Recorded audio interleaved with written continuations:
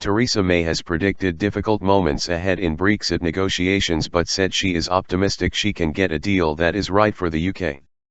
Speaking at a summit in Brussels, she said she felt it could be achieved, despite the continuing deadlock over a landmark EU-Canada trade deal. Mrs. May said she had played an active role in discussions and was not backwards in coming forwards. It is her first EU summit since she became PM following the Brexit vote. At a news conference before meeting European Commission President Jean-Claude Juncker for a working lunch, Mrs. May said Britain would be a confident, outward-looking country. She said she aimed to cement Britain as a close partner of the EU once we have left, with the country able to control its immigration but trade freely with the EU. She said she would seek a mature cooperative relationship with the EU. I recognize the scale of the challenge ahead. I am sure there will be difficult moments, it will require some give and take. But I firmly believe that if we approach this in a constructive spirit, as I am, then we can deliver a smooth departure and build a powerful new relationship that works both for the UK and for the countries of the EU, looking for opportunities, not problems.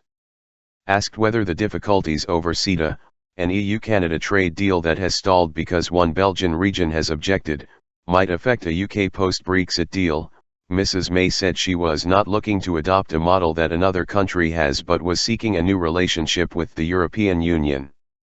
Obviously we have got negotiations ahead, those negotiations will take time, as I say, there will be some difficult moments, it will need some give and take, but I'm optimistic that we can achieve a deal that is right for the UK because I actually think the deal that is right for the UK will also be right for the European Union.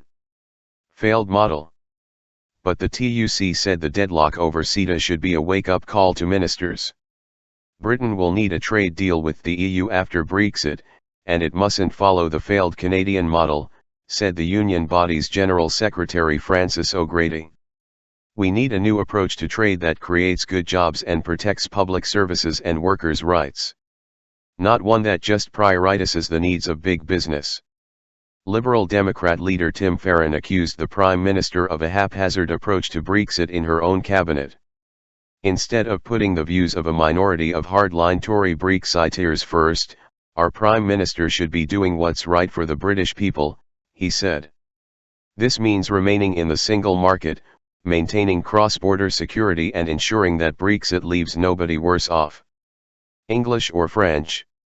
Meanwhile, the man seen as front-runner to replace French President François Hollande, Alain Juppé, has said he would revoke a treaty that allows UK border officials to check passports in Calais, known as l'Étiquette, should he be elected president next year.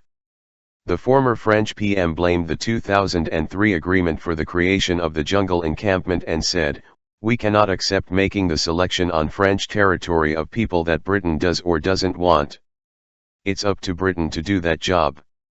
He added, "A debate must be opened and a new accord obtained with Britain."